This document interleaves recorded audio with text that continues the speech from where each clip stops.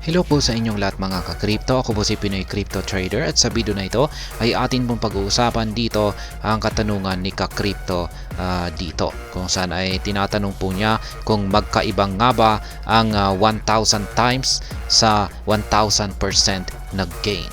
Kaya yan, kasi madalas po natin ginagamit ang 1,000 times or 1,000x na gain or yung percentage na gain. Kaya marami pong mga nalilito kung magkapareho nga ba ito or hindi. Kaya yan po ang ating pag-uusapan sa video na ito. Pero bago po tayo magpatuloy ay nais ko lamang po munang bigyang linaw ang aking disclaimer kung saan ang nilalaman po ng video na ito ay hindi po ito isang financial advice. For education and information purposes lamang po ang layunin nito. Maliban po dito ay nais ko na rin pong magbigay babala na wala pong kahit anumang group chat ang Pinoy Crypto Trader. At ayan, sabi ni ka-crypto rito ay magkaibang nga ba yung 1,000 times sa 1,000%? At masasabi ko po dyan ay oo. Yes po, magkaiba po ang 1,000 times sa 1,000%. Mas malaki po ang 1,000 times na gain kumpara sa 1,000% na gain. Para maipaliwanag po natin ito ay nagbigay po ako rito ng isang halimbawa. Yan, example po. Yan, ay sabihin po natin na meron tayong $100. Ayan, $100. At kumita tayo ng 1,000% nito. Yan, kapag kumita po tayo ng 1,000% sa ating $100 ay yung talagang kinita po natin dito ay $1,000. Yan, ngayon pagdating naman kung pag kumita naman po tayo ng 1,000 times sa ating $100 ay ang ating kita dyan ay $100,000. Kaya mas malaki po. Yan, sa 1,000% ay $1,000 lamang yung kita natin dyan. Sa 1,000 times ay aabot po ng $100,000. Ganyan po yung kanilang difference or agwat. Kaya yan, para makompute po, meron po tayong formula dito at simple lamang po yung formula natin. Kapag sinasabi po nating 1,000% or percentage, ay kunin lamang po natin yung yan, yung halimbawa po natin dito ay sabihin nga natin na meron tayong $100. Yung 1,000% ng $100 ay 10. Yan, 10 times $100 po yan. Kaya yan ay magre-resulta sa $1,000. Kaya yan po yung magiging yan po yung talagang gain natin sa 1,000%. Kaya yan.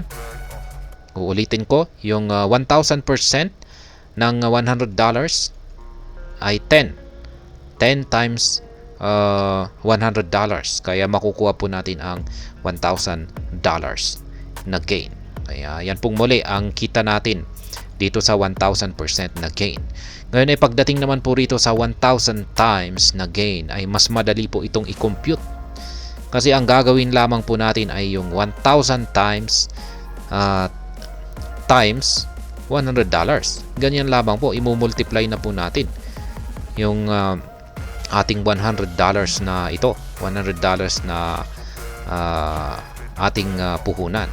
Yan, nasabi natin ay yung ating $100 ay kumita ng times 1,000 ay i-multiply lamang po natin yan ng direkta ng times 1,000. At yan, makukuha na po natin yung $100,000 na gain natin dito. Kaya yan, ang laki po ng difference kumpara dito sa 1,000%.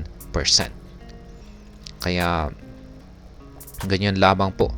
Kaya dahil dyan ay yan nga, mas malaki ang ating gain or kita sa 1,000 times kumpara sa 1,000% na gain. Kaya yan, ganyan lamang po kasimple. Yan, kaya mas madali pong gamitin yung 1,000 times kumpara sa percentage. Yan, sa 1,000% na gain. Kasi mas madaling compute itong 1,000 times. Kaya mas madali, mas preferred po yung kaya mas preferred po nila na ginagamit yung 1,000 times, 100 times, yan, 200 times. Yan, paraan ng pagbibigay ng gain. Pero yun nga lang kasi ay masyadong malalaki yung mga ganito na gain. Kaya parang yung mga ganito, yung mga 1,000 times na gain ay parang ito yung parang hindi ka panipaniwala. Kaya meron yung gumagamit ng percentage. Yan, pagdating naman po rito sa percentage ay para kasing mas kapanipaniwala kasi hindi gaanong malaki yung return. Kasi yung pag malalaki po kasi parang hindi ka panipaniwala. Kaya yung iba gumagamit ng percentage. Kaya ayan, ganyan lamang po kasimple yung paliwanag dito sa tanong ni Ka-Crypto rito kung magkaiba nga ba ang 1,000 times sa 1,000%. Kasi sa tingin ko ay marami pang mga baguhan dyan dito sa mundo ng cryptocurrency ang malamang ay hindi nakakaalam nito. Kaya naisipan kong gumawa na lamang ng video